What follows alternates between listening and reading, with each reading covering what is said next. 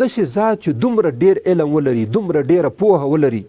نو تاسو څه فکر کوئ چې دې په مقابل کې اوس په احترام پکار دی که بېادبي پکار ده؟ د هغه سره چې موږ کله ودرېږو نو داسې به ودرېږو لکه خپل امسیمپي ته چې ودرېږو، موږ به داسې د هغه مقابل ته ودرېږو لکه چې د یو امزولي مخې ته ودرېږو، یا به د هغه مقابل ته داسې ودرېږو لکه یو کراچوان مخې ته چې ودرېږو. نه، موږ چې هغه ته که موږ ته دغه علمي حیثیت معلوم شي چې الله پاک د دومره غټ علم، دونه لوی علم خاوند دی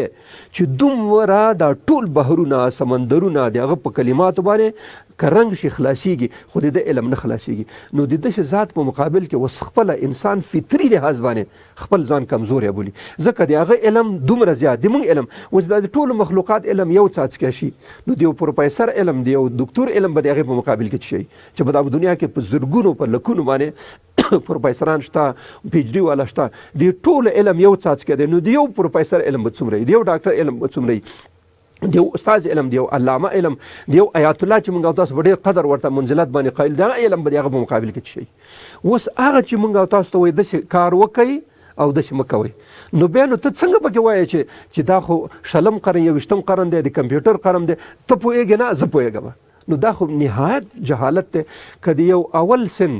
یو شاګرد پروفیسر ته او دکتور او پوهان ته راجګ شي چې صاحب ته نه پوهېږي او زه پوهېږم، او در حال چې هغه ته اوس الفبې سپاره شروع کړي، اوس الفبې یادوي، په قلم باندې لیکي، الف ب دا شی لیکي، او یو استاد او پروفیسر د پوهنتون ته وایي چې استاد ته خو نه پوهېږې زه پوهېږم، ځکه اوس 21م قرن دی، اوس د کمپیوټر زمانه ده. نو اصل خبر دا ده چې په ایمان کې موږ او تاسو دا وپېژنو چې الله پاک لکه څنګه چې موجودیت په موږ باندې اثر لري، دغسې الله پاک علمي مستوا او د هغه علمي درجه او د هغه علمي شان په موږ او تاسو باندې اثر لري. نو چې کله دومره علم خاوند سره موږ مخامخ شو، نو خامخا باید د هغه هره خبره بدون د چون او چرانو من، او د اسلام یو معنا دا ده. تاسو کتابونه وګورئ، په هر کتاب کې دا لیکلي دي اسلام معنا دا بدون او چون چرار الله او رسول ته تسلیمیدل دی ته ویل کې اسلام. بدون چون چرا الله او رسول ته تسلیمیدل دی ته کوي اسلام، ځکه د الله او د رسول هغه حیثیت او درجه او شان چې کوم یو د دومره لوی دی چې د هغه سره د چون او چرا گنجایش نشته چې ورته دا دی ولې کړی او دا دی ولې کړی. نو چې ستا د ټول مخلوقاتو علم یو څاڅکی یو د الله په علم هغونه، نو ته څنګه دا یو څاڅکی ولا راجګي هغه ته وایي لکه مخکې ما مثال ورکړ چې یو د الفبې شاګرد د اول سم شاګرد راجګ شي او پروفیسر او پوهان ته وایي چې ته نه پوهېږې او زه پوهېږم، نو دا خلک به خامخا وایي چې دا ماشوم خو ماشوم دی، ګیله ځکه څوک ته نه کوي چې ماشوم دی، ماشوم نه پوهېږي. خو که بل سړی دا خبره وکړي چې هغه هېڅ سبق نه ویلی، ځان ته بېسواده وایي، زه بېسواده یم، هېڅ مکتب مې نه دی ویلی، او د پروفیسر په مقابل کې چې پروفیسر صاحب دا ته څه خبرې کوې دا غلطې دي، زه پوهېږم په دې خبره، نو هغه ته به خلک وایي چې دا لیونی شوی دی، دا مازغی خراب شوي دی، شبخانې ته بوځئ، دالته بستر کوي، چې دی د هغه سړي په مقابل کې داسې خبرې کوي. نو د الله پاک یو صفت علیم دی او علمیت دومره اندازه اوچت دی او پوه دی چې د ټولو مخلوقاتو علم د الله پاک د علم په مقابل کې د یو ذرې قدر ته حیثیت هم نه لري. نو چې کله د ذرې قدر ته حیثیت ونه لري، نو د دونه لوی علیم ذات، دونه پوه ذات په مقابل کې باید 100% سړی ځان تسلیم کړي چې الله چې ته څه وایې دا ټول زموږ په خیر باندې دي، زموږ په ګټه باندې دي. نو ځکه الله پاک په قرآن عظیم شان کې ځینې آیاتونه راځي والله یعلم وانتم لا تعلمون، چې کوم حکم بیانوي نو بیا ورپسې وروسته دا هغه کې دي چې دا حکم مې ځکه درته کړی دی چې تاسو نه پوهېږئ، الله پاک پوهېږي والله یعلم وانتم لا، په دې حکم زه پوهېږم چې دې ګټه څه ده، دې تاوان څه دی، او په دې شي زه پوهېږم چې دا کار تاسو کوئ دې ګټه څه ده، او دا کوم چې کار نه کول پکار دي په هغې باندې زه پوهېږم. نو مسلمان او انسان چې کله ایمان راوړي په خپل ذهن او په عقیده کې باید دا خبر ومني چې الله پاک د دومره لوی علم څښتن او خاوند دی، نو زه باید د هغه هره خبره چې هغه باید بالکل بدون او چونچرانه تسلیم شم ورته او ویم، ځکه علمي مستوا د هغه دومره ډېره اوچته او جګه ده چې د هغې په مقابل کې دا زما علمي حیثیت د هیڅ برابر دی، بلکې د صفر سره ضرب کېږي. نو یو اسم مبارک موږ او تاسو ولوستلو چې الله پاک یو اسم مبارک اسماء الحسنا علیم ذات دی چې علمیت اندازې موږ تاسو ته پته ولګېده چې الله پاک څومره علم لري.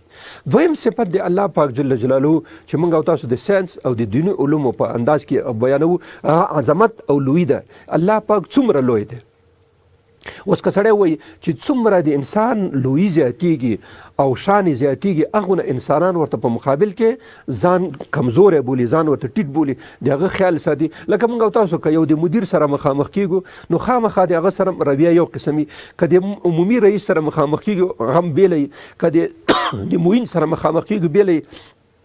که د وزیر سره مخامخ کیږو بیله وي، که د صدر اعظم سره مخامخ کیږو بیا ویلې، که رئیس جمهور ته ورځو نو هغه ښه که داسې یو رئیس جمهور ته ورځو چې لکه د امریکا رئیس جمهور یا د روسیې رئیس جمهور یا غټ د دنیا په سطح باندې یو مشر سړی، نو هغه ته چې ورځو نو هغه ته خو ورتګ اول سخت دي، بیا چې ورشه موږ به په څونه ادب باندې په څونه طریقه باندې ورځو. اوس د دې په خاطر باندې چې ایمان موږ او تاسو وایي چې معرفت ته ویل کېږي او پوهې ته ویل کېږي. ښه الله پاک څومره عظمت لري، څومره یو لري، دې دواړو کې انشاءالله په ساینسي لحاظ باندې او په دیني لحاظ باندې موږ او تاسو دې کې یو څه خبرې کوو. اوله خبره دا ده چې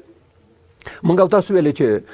ایمان چې کوم یو دی 6 ارکان لري. په دې 6 ارکانو کې اولین رکن چې کوم یو دی هغه ایمان بالله باندې دی، په الله جلوبن ایمان دی، او هغې کې موږ او تاسو د 5 خبرو هغه کړی و چې 5 شیان پکې وایو. هغې کې اوله خبره دا و چې الله پاک موجود دی او شته دی او د هغې اثرات زموږ په اعمالو او کردار باندې څه دي. دویمه خبره دا ده چې د ایمان نه مطلب اصلي شناخت او معرفت دی، چې الله پاک موږ او تاسو وپېژنو چې الله پاک کوم ذات دی او څونه دی. هغې کې موږ او تاسو ځینې صفات دلته وړاندې کوو. اولین صفت چې موږ او تاسو بیان کې هغه دا و چې الله پاک علیم دی، علم لري. خو د علم په انداز کې موږ دوه هغه ولوستل، یو 2 آیاتونه چې د سوره لقمان 28 آیات، د سوره کهف 109 آیات، او په خوا کې موږ او تاسو 2 احادیث هم ولوستل چې امام بخاري، امام ترمذي، امام مسلم را نقل کړي دي، او دا د موسی علیه السلام د خضر علیه السلام په قصه کې راغلي چې خضر علیه السلام موسی علیه السلام ته وایي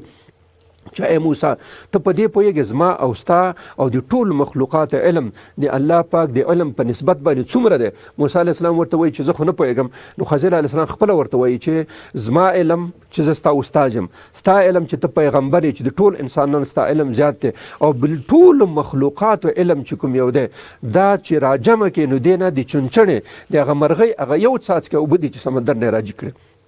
او د الله په علم چې کوم یو دی هغه د سمندر په شان باندې دومره لوی دی. نو چې الله پاک وایي که دا تاسو دا د ځمکه کې چې څومره اوبه دي دا وچ چنده نور هم دې سره راجمع شي او دا ټول نه رنگ او سیاهي جوړه شي، او دا دنیا کې چې څومره ونې او بوټي دي ټول نه قلمونه جوړ شي، او بیا ورته خلک کینی او لیکل کوي، الله پاک ورته وایي دا ولیکئ دا ولیکئ دا ولیکئ، دا ټول بحرونه سمندرونه قلمونه هر څه به ختم شي، خو د الله پاک کلمات او علمي خبرې چې کومې دي هغه به لا پاتې. دا چې څومره فیصده لیکلی شوي څومره فیصده پاتې دا هم لا نه ده معلومه. نو چې د دومره یو داسې علم خاوند، داسې یو پوهې خاوند چې دومره غټ علم او دومره لوی علم ولري، او موږ او تاسو یو خبره کوي دا ومنئ دا نه منئ، نو په دې کې په دې خاطر انسان ته دا هغه نشته، اجازت نشته چې د هغه د الله پاک د خبرو په مقابل کې د چون او چراو وایي. ځکه ما ویلې چې اسلام چې کله معنا کېږي دا وایي چې بدون چون و چرا الله او رسول ته تسلیمېدل، دې ته ویل کېږي اسلام. ځکه موږ او تاسو علمي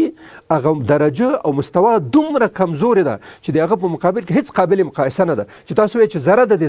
ذرې نه هم کمه ده، ځکه د ټولو مخلوقات علم یو څاڅکی ده. نو دا چې په انسانانو باندې ویشل شي نو هر انسان ته شاید ذره ونه رسېږي، یو اتم اندازه ونه رسېږي. نو ځکه د داسې یو کمزوري علم خاوند څنګه دی هغه چې د لوی علم په مقابل کې د خبرې کوي او چون او چرا دی وایي، بحث دی کوي. واخر دعوانا ان الحمد لله رب العالمین.